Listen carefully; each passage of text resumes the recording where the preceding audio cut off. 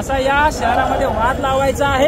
यांनी 2000 आता जी लोकसभेची निवडणूक झाली त्यावेळेस हिंदू मुस्लिम केलं, आता विधानसभेची निवडणूक झाली त्यावेळेस मराठा वर्सेस ओबीसी केलं।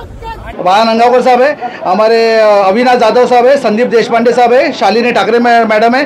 हमारा मोर्चा बालाजी सर्कल से लेके बीजेपी ऑफिस जो नरेंद्र मेहता का ऑफिस है वहाँ तक हमारा मोर्चा रहेगा। हम लोग 8 तारीख को जैसा आपने मोर्चा निकाला ना, ये मोर्चा कैसा होता है ये हम लोग आपको 8 तारीख को दिखाएंगे। निवेदन देने का कारण ये है, हम लोग से यहाँ पे सब मराठी एकीकरण के माध्यम से हम लोग मराठी भाषी के सब यहाँ पे इकट्ठे हुए, और ये कोई मोर्चा नहीं है, ये निवेदन देने का हमारा शिष्टमंडल है। ख्याल में रखा, जब शिष्टमंडल इतना बड़ा हो सकता है तो मोर्चा का परिस्थिति क्या हो सकता है आपको अभी इसके ऊपर से पता चलता होगा। मेरा आपके माध्यम से ये कहना है, नरेंद्र मेहता जो यहाँ के जो कार्य सम्राट आमदार है उनको मैं विनंती करना चाहता हूँ कि जो आपने जो आग में तेल डाला है ना उसका ये भड़काव है। ख्याल में रखा, एक्शन का रिएक्शन, और मराठी के भाषा के बारे में और महाराष्ट्र के विरोध में अगर कुछ भी काम होता रहेगा तो वैसा का वैसा हम लोग जवाब देंगे। आपको आपके माध्यम से कहना चाहता हूँ, ये जो मोर्चा था ये व्यापारी लोगों का मोर्चा था, बराबर है। मोर्चा का पूरा हाईजेक लोगों ने बीजेपी लोगों ने किया है, बीजेपी के सब पदाधिकारी उसके अंदर थे। तो मुझे लगता है कि सम्माननीय मोदी साहब ने, सम्माननीय देवेंद्र फडणवीस साहब है, अजित पवार साहब है, एकनाथ शिंदे साहब जो मराठी भाषा अभी दर्जा का जो ये दिया है, स्थान दिया है, और उसका अपमान कर रहे हो आप। और एक बाजू से मराठी के नाम से आपने चुन के भी आए ना, मराठी वोट भी आपको गिरा है, तो मराठी ने आपको मत दे दिया, ऐसा तो कुछ है ही नहीं। तो मुझे लगता है कि आपके माध्यम से मैं कहना चाहता हूँ नरेंद्र मेहता साहब को कि आपको अभी सतर्क रहना जरूरी है। हम लोग 8 तारीख को जैसा आपने मोर्चा निकाला ना, ये मोर्चा कैसा होता है ये हम लोग आपको 8 तारीख को दिखाएंगे।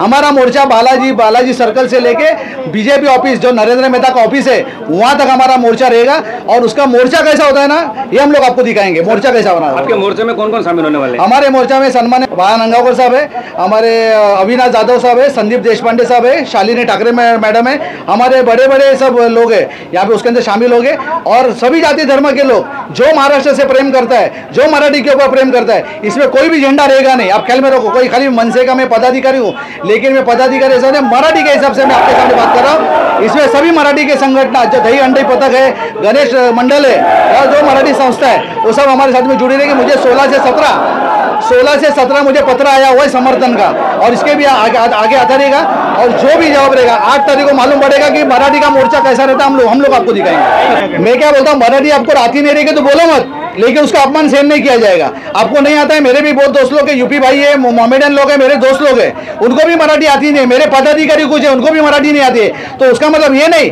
हमारा ये कहना है कि आपको मराठी नहीं आता रहेगा तो बोलो मत, लेकिन उसका अपमान करने का आपको कोई अधिकार बनता नहीं है, और अधिकार अगर उसका अपमान करोगे तो वैसा का वैसा जवाब दिया जाएगा। ये मैं आपके माध्यम से कहना चाहता हूँ। असा या शहरामध्ये वाद लावायचा आहे।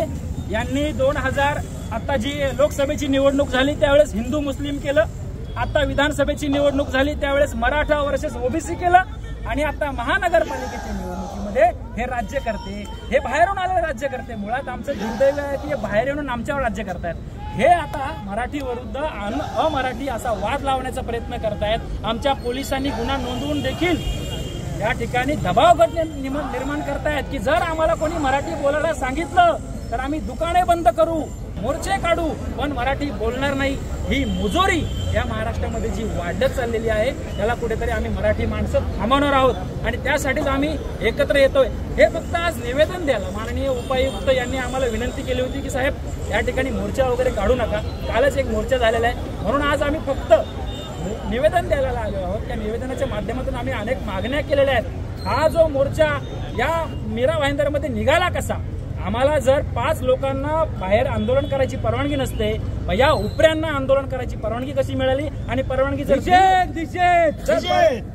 जर नसेल तर माननीय उपायुक्तांनी संबंधित पोलीस अधिकाऱ्यांना सूचना देऊन यांच्यावरती गुन्हे नोंद करावे, यांचे म्होरके कोण आहेत ते शोधावे, आणि या मोर्चामध्ये मराठी भाषेविरुद्ध, मराठी माणसाविरुद्ध ज्या घोषणा दिल्यात त्या तपासल्या जाव्यात, आणि ह्या तपासून संबंधितावरती कारवाई करावी। 8 मार्चला काय भव्य मोर्चा असणार आहे? 8 मार्चला आमचे महाराष्ट्र नवनिर्माण सेना, शिवसेना, काँग्रेस आणि राष्ट्रवादी मराठी एकीकरण समिती आणि सर्व स्थानिक संस्था यांनी असा एक निर्णय घेतलाय की 8 मार्चला या मीरा भाईंदर शहरामध्ये एक भव्य मराठी माणसाचा मोर्चा निघेल। याचे कारण असं आहे की आमचे जे आमदार आहेत शांतिप्रिय जे म्हणतायत जे आमदार आमच्या पोलिसाच्या वरती हल्ला झाला तेव्हा व्यक्त झाले नाही, जे आमदार आता या ठिकाणी एक मुलाचा दुर्दैवी मृत्यू झाला त्यावेळेस बोलले नाही, परंतु हे आमदार एक समाज बांधवाला बोलल्यामुळे सोशल माध्यमावरती व्यक्त होऊन सामाजिक तेढ निर्माण करण्याचा प्रयत्न करतायत. त्यांना आम्ही सांगू इच्छितो की मराठी कमी नाही आहेत, बहुसंख्येने आहेत आणि तेच आम्ही दाखवू शकतो. गोवर्धनजी, आता थोड्या वेळापूर्वी संजय निरुपम यांनी सांगितलं की अडाणी आणि अंबानी यांना मराठी बोलायला भाग पाडणार का आपण? अडाणी आणि अंबानीला आम्ही संपर्क साधत नाही आहोत. आमचा विषय आहे की ज्या लोकांशी आमचा संपर्क येतो त्यांनी मराठी बोललं पाहिजे. मुळात ज्या माणसाच्या कानफडात मारली आहे तो माणूस व्यापारी आहे, त्याच्याकडे गेलेला जो माणूस होता तो ग्राहक आहे. ग्राहकाच्या भाषेत सेवा देणे ह्या प्रत्येक व्यापाऱ्याचं कर्तव्य आहे आणि ग्राहकाच्या भाषेत जर सेवा देत नसेल तर त्याच्यावरती गुन्हा नोंद केला पाहिजे आणि कायद्यानुसार त्याचं उल्लंघन आहे. राज्यभाषा 1964 नुसार महाराष्ट्रामध्ये मराठीत सेवा मिळणं हा आमचा अधिकार आहे, तो आम्ही मिळवणार. आणि जर हे जे राज्यकर्ते लोक सांगत असतील की मराठी माणसाची लोकसंख्या कमी आहे, ते आमचे मतदार आहेत म्हणून आम्हाला पाठिंबा द्यावा लागतो, तर हे मराठी माणसं खपून घेणार नाहीत. तुम्ही मताची लांबूल चालून निवडणुकीपुरतं करा, पण मराठी माणसाला वेठीस धरू नका, असं मराठी एकीकरण समिती आणि समस्त माझ्या राजकीय पक्षातले बांधव सांगू इच्छितात.